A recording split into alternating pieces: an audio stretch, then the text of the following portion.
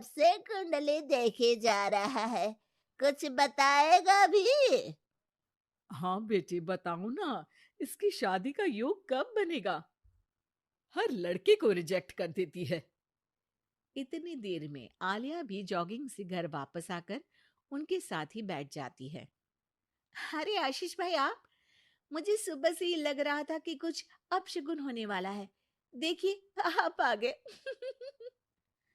मुझे तो उस लड़के के लिए अभी से बुरा लग रहा है, जिसे तेरे लिए कुर्बान होना पड़ेगा। बेचारा। वैसे आप इतने बड़े ज्योतिषी बन गए, लेकिन अभी तक कुंवारे हो। क्या बात है? ग्रह योग नहीं बना रहे या कुछ और बात है?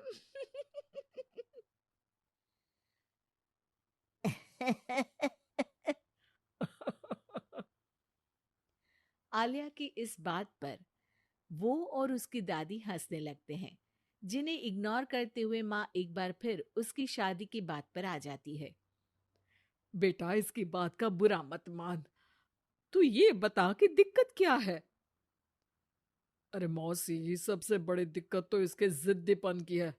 बाकी मंगल भारी है। जिद और स्वाभिमान में फर्क होता है। मेरी पोती नेक दिल, सेल्फ इंडिपेंडेंट लड़की है। ऐसे ही कुछ कॉम्प्रोमाइज करके कहीं भी शादी थोड़ी ना कर लेगी। माँ जी, आपने ही इसे बिगाड़ कर रखा है। माँ, दादी और भाई की नॉन स्टॉप शादी वाली बातें सुनकर आलिया गुस्से में उठ खड़ी होती है। माँ, आपको पता है, मैं इन सब चीजों पर बिलीव नहीं करती। फिर भी आप लोगों ने मिलकर घर को सर्कस बना दिया है। घर वालों को ये सब सुनाकर आलिया तैयार होती है ऑफिस के लिए निकल जाने को, जहाँ रास्ते में उसे एक छोटी बच्ची फूल बेचते हुए मिलती है। दीदी, फूल खरीद लो ना, आज मेरी मम्मी का बर्थडे है। अच्छा, कितने के हैं? सिर्फ आपके लिए एक फूल, 20 रुपीज। आलिया उस बच्ची से सारे फूल खरीदकर ऑफिस पहुंचकर उन्हें सब में बांट देती है। क्या बात है? ये फूल किस खुशी में बांटे जा रहे हैं? फूल मिलने से सबके चेहरे पर जो खुशी आई है ना, उसी की समझ लो। चलो काम करते हैं। ऐसे ही आलिया अपने आसपास के लोगों में खुशियां बांटते हुए डेली लाइफ बहुत खुशी से जी रही होती है। दिन बीतते रहते हैं। एक शाम आलिया और उसकी दोस्त आइसक्रीम खरीदने जाती हैं। भैया, 2 चॉकलेट आइसक्रीम देना। तुम्हारा चॉकलेट आइसक्रीम से प्यार मुझे आज तक समझ नहीं आया।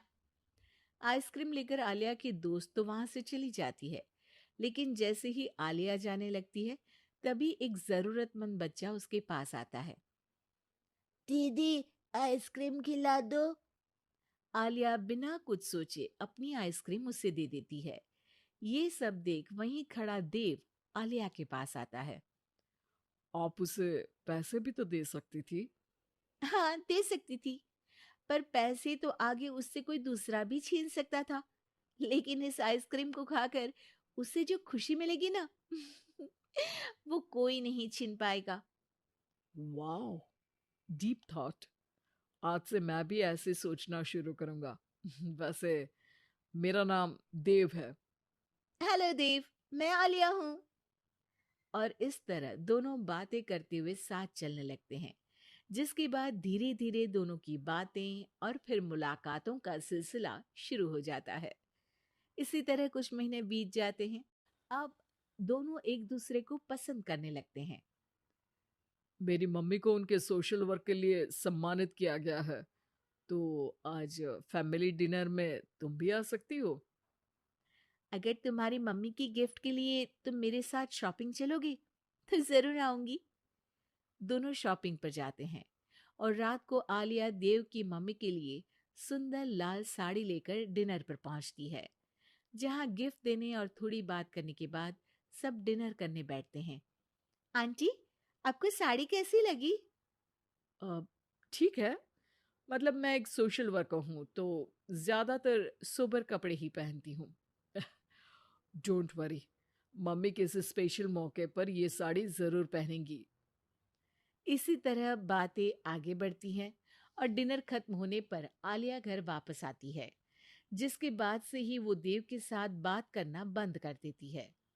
ऐसे ही कुछ दिन बीत जाते हैं, जिसमें देव बहुत बार उसे कॉल और मैसेजेस करता है, लेकिन आलिया किसी का जवाब नहीं देती।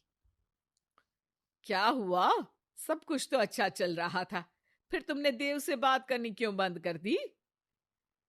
उसकी मम्मी को घर में बहू नहीं, नौकरानी का रिप्लेसमेंट चाहिए, जो मैं नहीं बन सकती। अरे इतनी जिद भी अच्छी नहीं। लड़कियों को थोड़ा कॉम्प्रोमाइज तो करना ही पड़ता है। तुम्हारे लिए देव से ज्यादा सूटेबल लड़का तुम्हें नहीं मिल सकता। माँ उसे ये सब बोल ही रही होती है कि उसके फोन पर मैसेज आता है, जिसे पढ़कर वो तुरंत घर से निकलकर हॉस्पिटल पहुंचती है, जहां देव अकेला परेशान खड़ा होता है। पर आलिया उसके पास न जाकर एक कमरे में जाती है और कुछ देर बाद बाहर निकलकर घर वापस आ जाती है। इसके कुछ दिनों बाद देव और उसकी मम्मी आलिया के घर आते हैं। अगर तुम हॉस्पिटल आकर ब्लड डोनेट नहीं करती तो शायद आज मैं यहाँ सबके साथ नहीं होती।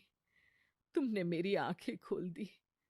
मैं आज तक हर काम करते हुए यही सोचती थी कि सोसाइटी क्या सोचेगी, लेकिन तुमने मुझे समझाया, जो नेक होते हैं उन्हें किसी दिखावे की जरूरत नहीं, उनका काम ही सब कुछ है।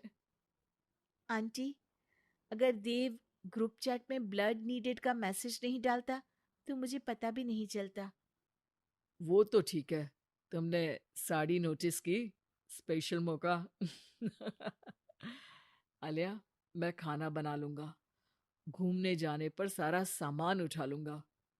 प्लीज शादी के लिए हाँ बोल दो।